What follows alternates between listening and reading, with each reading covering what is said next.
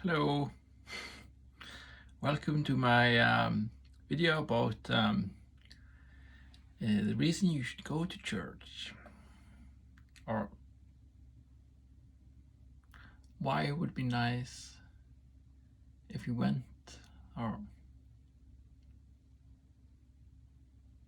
like I don't want to guilt you into going to church. It's just why would be why the church, why we have churches, and yeah, uh, yeah, and just wanted to show myself because when I do this video, I film down on the I have a paper which I film down. Yeah, so I just want to show myself. Hello, here's me.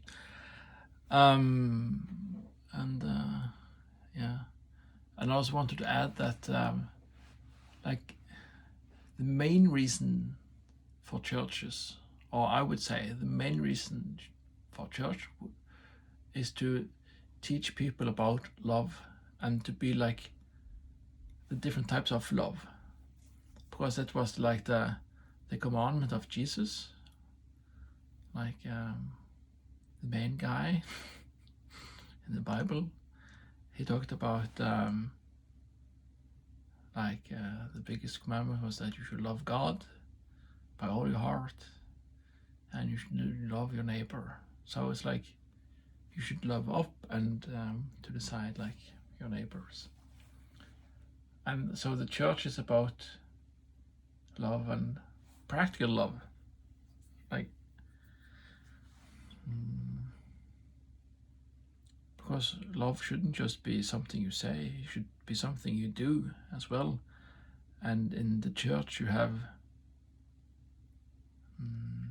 you will actually show practical love towards people, like talking to people and being with people and caring about people, and yeah, and learning how you should behave in different types of situations, and yeah, be graceful towards other people, learning about being graceful and all of that stuff. So like, because I gave 8 reasons here in my talk, but I would say the 0th reason, like the very first reason, is about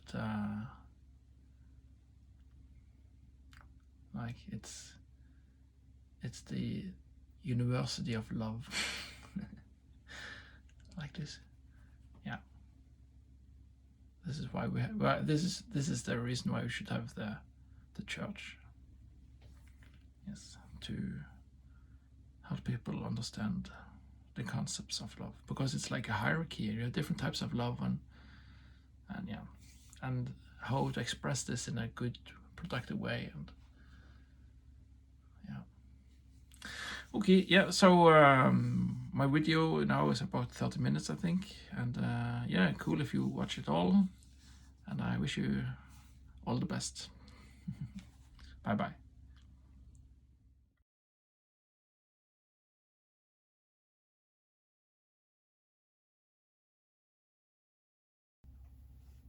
Hello there, welcome to this video about the church and the reason for going to church. Like, we have many churches. Why do we have them? Like, why should we go into them? And in this video I will try to talk about my thoughts here. Oh yeah, something like that. So yeah, because we have many churches, what's the reason for them? And I've been thinking about this.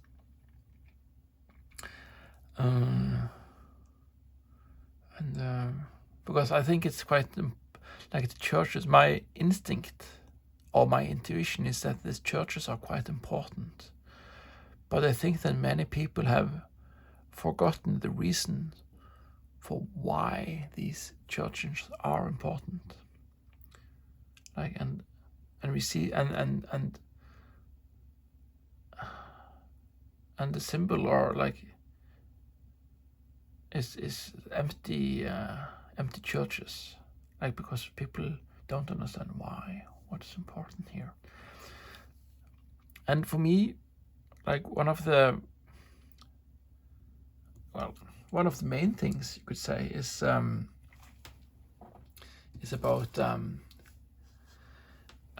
helping other people, and especially poor people. But yeah, and poor people in because you can be poor in material, like in wealth, but you can also be poor in the soul. So it's like poor people in soul and matter.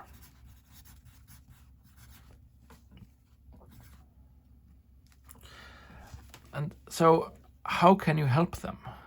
Because many people that have a good life, they have a good family, or just a good life with wealth and job and friends and all that stuff. They don't think that, why should I go to church? My life is okay, it works. And okay, so the thing is that, okay, so when you have a good life, that's good, but so you have good patterns. So if you're a healthy person, you have healthy patterns. And other people you could teach other people about your healthy patterns. Because if you are a poor person in matter, like you go to and get benefits from the state, but often, like, it's not enough to just get benefits from the state. You also need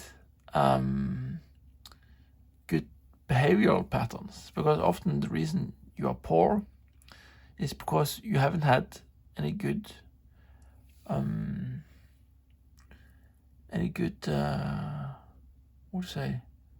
somebody to look up to.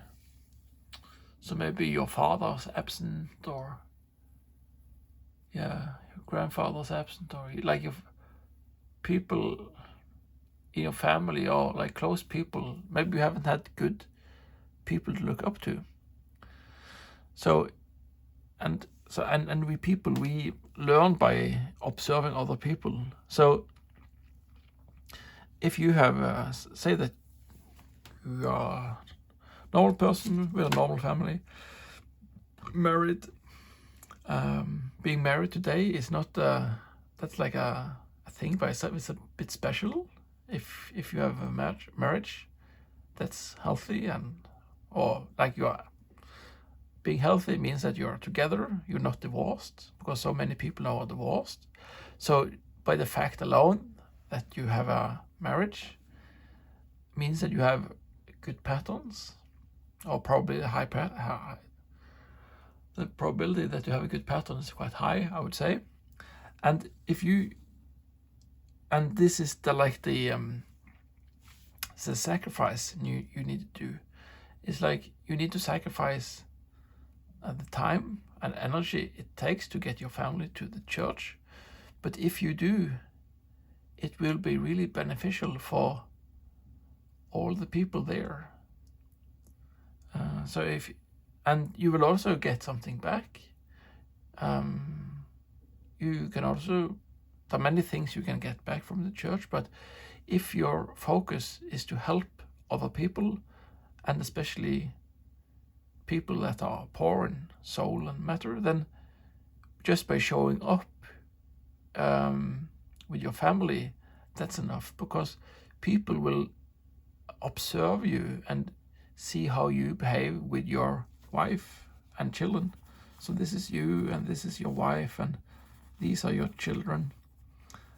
And just by observing you,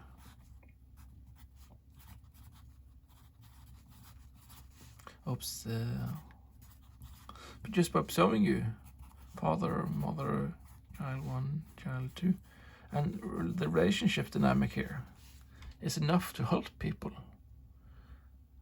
So you don't have to talk to anybody. You can just show up and relax.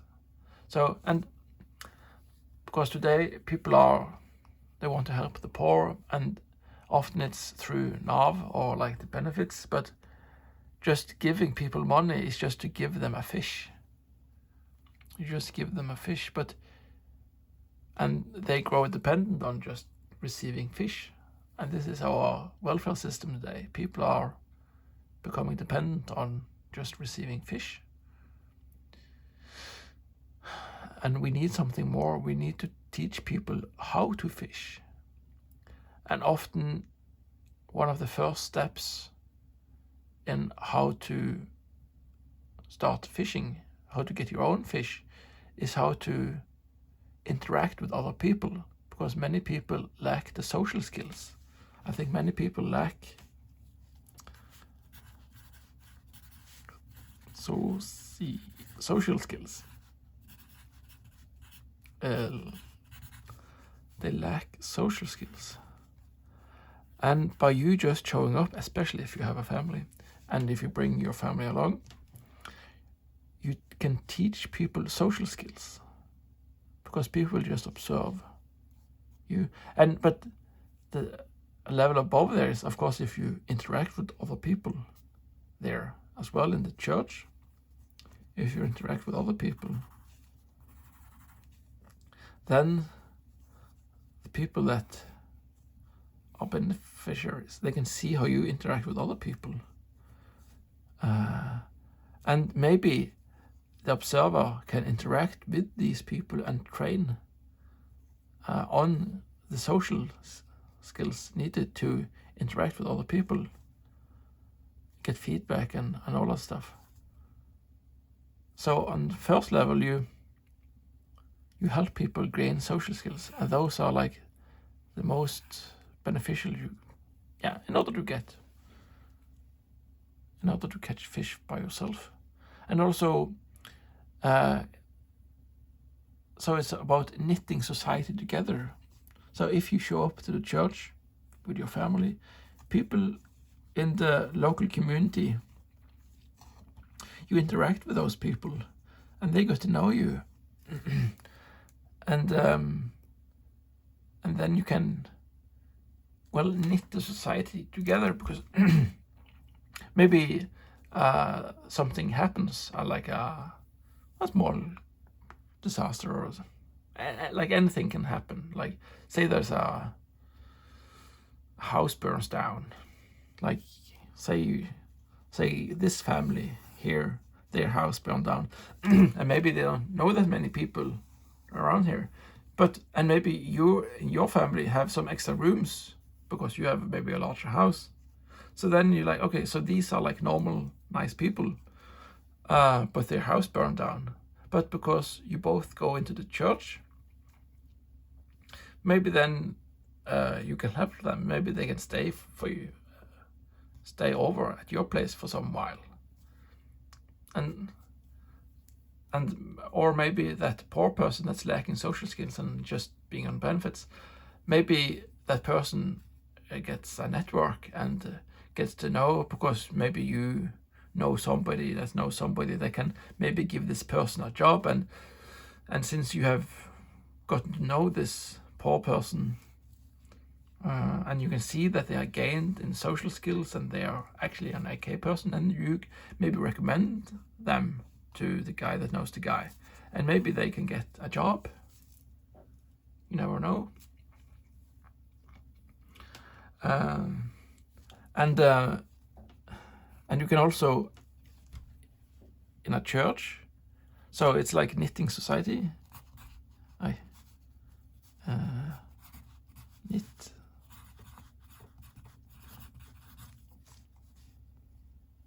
So it's like, one, help poor people, two, knit society, and like a third reason is to share burdens.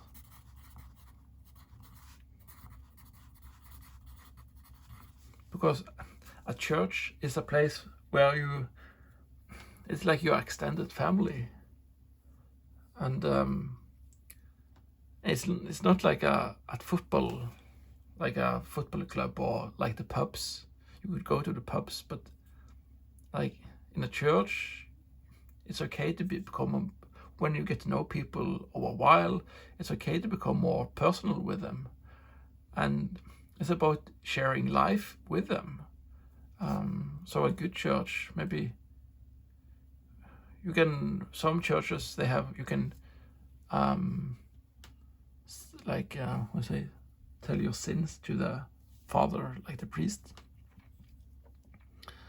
and maybe, but you can also get feedback from things, or if you struggle with something, maybe other people can help you.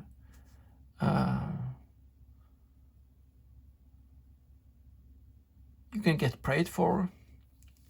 So many people, like if something, maybe your child gets sick and you get like upset about this, like maybe you can get help with some prayer, but then you just share your troubles with other people, and prayer is like a socially okay way to tell people about negative stuff, because often people are a bit sensitive to sharing negative stuff. But if you just say that, okay, I've had this negative stuff here, maybe you could pray for me, and just saying this, it's a socially accepted way of sharing a negative stuff, because you're in a setting where people are asking something you want to get prayed for, and then you can share so then you get to offload your worries. Like, we don't know if God actually exists or not, to be honest. Or for me, I can't say 100% sure that God exists. I don't know, maybe not. But it's this process of sharing your personal things with other people. You can't necessarily do this in Boy Scouts. Like when your children are in Boy Scouts and you're participating in Boy Scouts or local sports league, like there's never any opportunity where people will ask you personal stuff. It's just non-personal often, I would say, I think. But in church, there's an opportunity to get personal with people. And a fourth reason is to decompress. Like, life is quite busy often for many people, or maybe lonely for many people, or but like when you go to the church, say in the busy scenario, your family of four, the days are busy, the children needs to be taken to school or kindergarten in the morning, and and then it's work, 8 hours of work, and then you get home, you need to get the kids, drive them, get them, and then it's dinner, and then it's like a little bit of playtime with kids, and then suddenly the clock is around 8 in the evening, and then you need some alone time, maybe watch a series or read a book or something, and then it's go to bed. So, and you have these like, and in the weekends, maybe family come over to visit, like the grandparents of maybe your grandparents or her grandparents, or there are like stuff happening, and the children are maybe activated in something, and like the weekends are spent doing charity work with the football league or whatever. But like things that happen also in the weekends, so maybe there's never time to decompress and to like reevaluate what's important in life, and maybe to get feedback on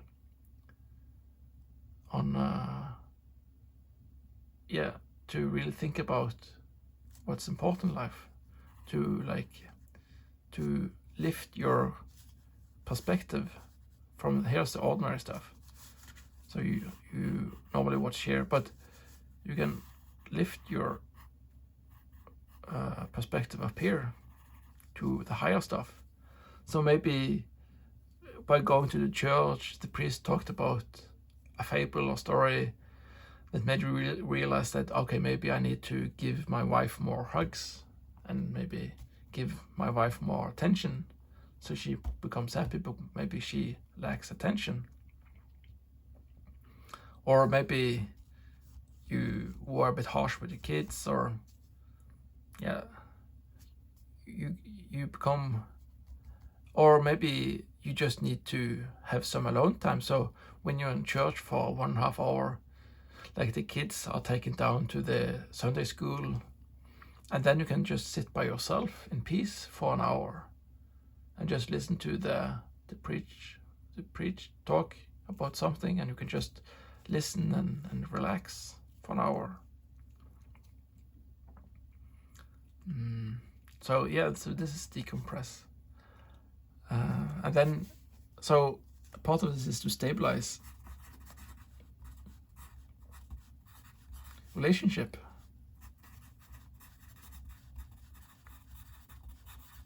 Stabilize relationship. Because being able to decompress and having lift your thinking of your view to higher things, maybe you can strengthen your marriage. Because 50% now is getting divorced, and I think maybe it's because you don't meta think. You don't think about the thinking, or you don't think about relationship, or maybe you think too much, but you are able to synchronize up to the other people in the church. So maybe they can give you feedback, and maybe you and your wife had a quarrel or something, you disagree, and maybe the other people in the church can help you with feedback, and then you could talk a little bit about, oh, my wife is so silly, but the other people say, but aren't you a little bit silly here, and then you get like, yeah, you get resynced onto reality, and then you say, okay, yeah, maybe I was a bit silly towards my wife, and okay, yeah, I need to apologize to her, and yeah. So going out and meeting other people in a personal setting can help you not drift away from your wife or other people in your life. So you can get comfort, advice, support in the church on your relationship. And yeah, and it is actually a good place to find a wife. So the 6th reason, find wife or man. Because yeah, when you think about it, if you do the practical way, then, or like the old-fashioned way, then okay, if you're married, then you have the ring on you, and if you're not married, then you don't have the ring, and if you're not married, you often sit by yourself, and then the other like guys or girls can like observe and like, I like this one, and after the sermon is over, then you can go over to that one and you can start talking to them, and yeah, you can easily see who's single and who's not single in the church. So yeah, so you can go over and say, hello, want to be my wife? Or hello, want to be my husband? Yeah, okay. And this is where you gain social skills, and yeah, so you can actually talk to the wife and or husband in a good way. But yeah, and also it's about sharing other people's reality.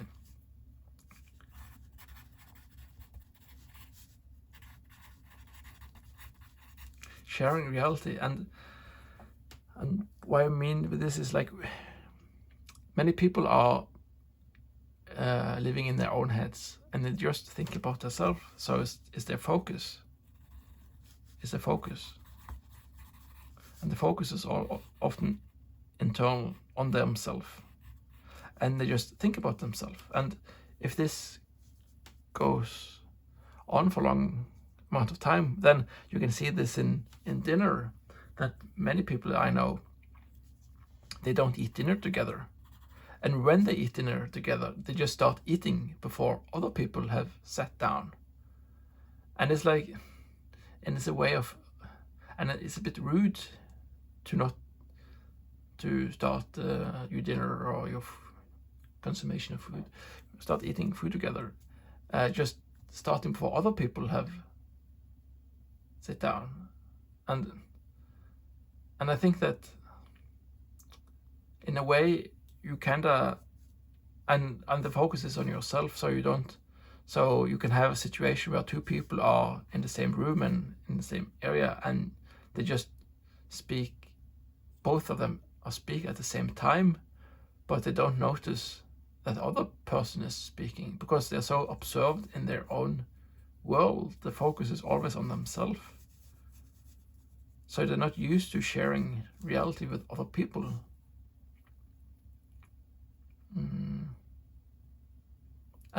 But if you go to the church regularly, because many people, if they have stayed by themselves for a longer period of time, then, or people are just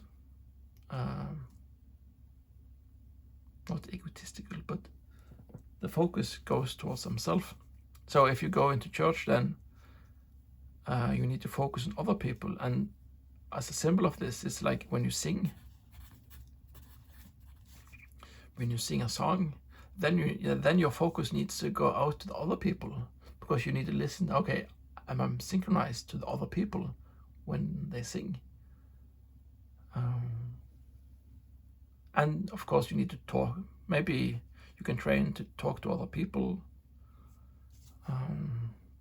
but you also partake in the same stories. Like a church is like a people, because it's a book club in a way. Because all the people are interested in the same book, and that's the Bible. So you also share that reality, but it's also getting used to seeing other people, because when I go to church, like the people that are really, I would say, well integrated, they have a tendency to actually see you, to like give you their full attention. And that's quite special when somebody actually gives you their full attention for a while, just maybe a minute or two, and they say your name to you, like, hey there, and they say your name. How are you? And they're actually interested in how you are doing. And yeah, so that's quite special.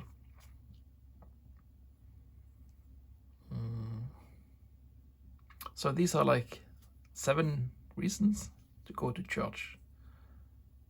And it would be nice if more people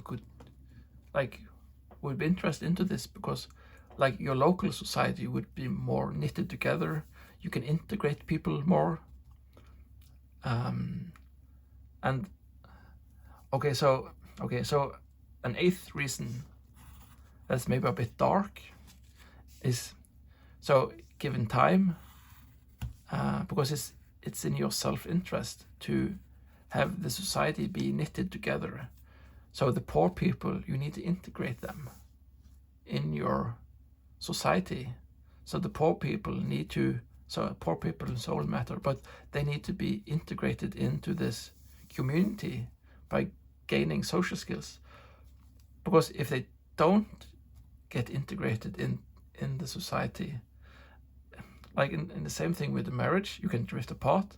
So the poor people can drift apart given time, maybe like 10 years, 20 years, 50 years. But if they drift apart for too long, maybe the society collapses, because nobody knows how to do things and be social, and so then you get anarchy. And we see this today in European cities and in American cities. And I think about downtown Los Angeles, because that's a famous one, where they like poop in the streets. And that's like this poop maps, like just document all the crap, like literal crap.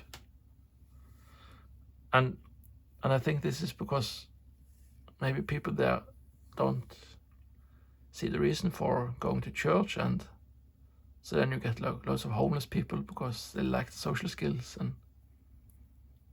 and society collapses. So if you want to have a safe society, it's in your best interest to go to the church to help integrate poor people, but also just to integrate society as a whole. Because maybe, as in a relationship or like a marriage, that that splits apart. This can happen with society as well. Maybe it's not the poor people that drifts away, but it's like the left and right side of the society. Because in a church, you go there because you're interested in the same book, the Bible, and the stories there. And you don't have to talk about politics.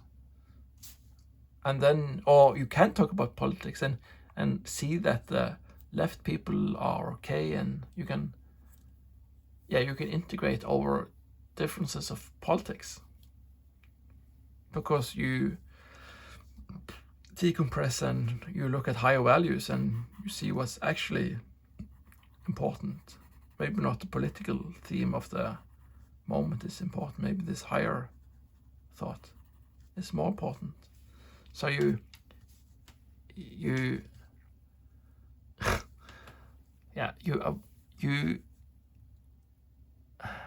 work for bringing heaven on earth and keeping hell at bay. So bring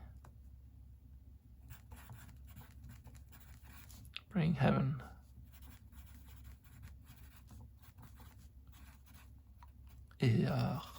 earth, hell.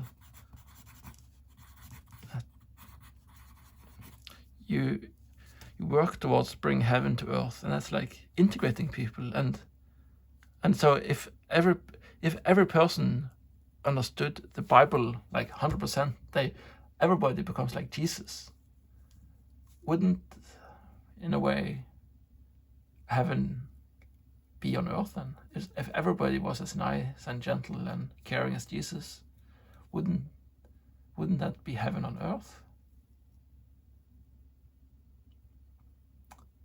And if everybody is like the reverse of Jesus, like they are like the people that wanted to crucify Jesus, they are like hard and only think about themselves and afraid of truth and all that, isn't that hell on earth? And this is quite practical because we have many societies today that collapse and to start fighting and all of that stuff. And that's because I think people drift apart. And that's because people don't go to church and get to know other people. Because it's about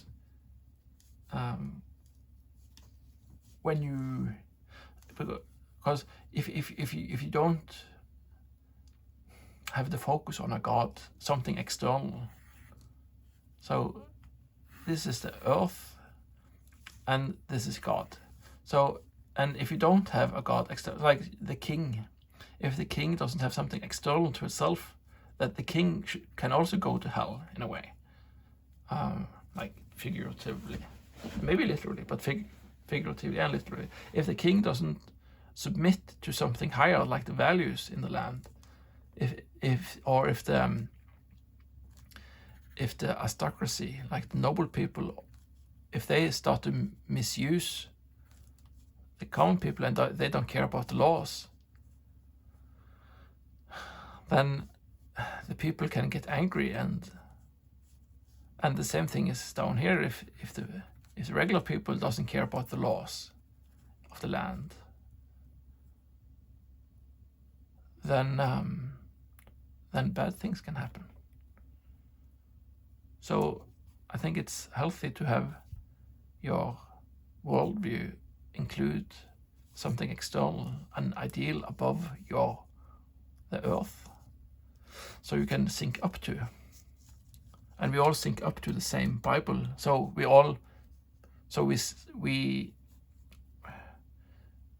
like as a society, we sing the same song and we sing in unison. Because if people start to drift in the singing of the song, like our common song, then we drift apart. And then if given enough time, then the society can collapse. And you see this often it's like the local community that collapses, but the whole country can collapse as well. So yeah, but it's also like as to end on a good note. It's just nice when you get up in the morning, like, and it's like, so the church here starts at 11 in the morning. So you get up in the morning at 11 o'clock and you go into the church, and last time I was in the church, like, there was the sun came through the windows, and like you have these beautiful windows, and it was really calm.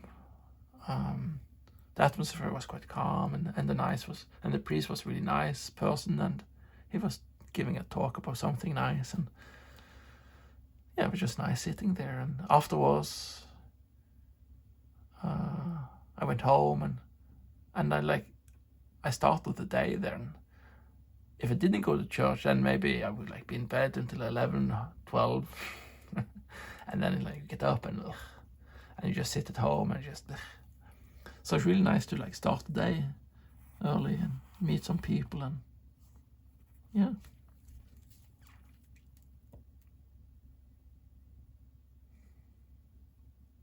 Yeah, so these are my 8 reasons for going to church. Yes. I hope I have inspired you to go to the church. Okay, thank you. Bye-bye.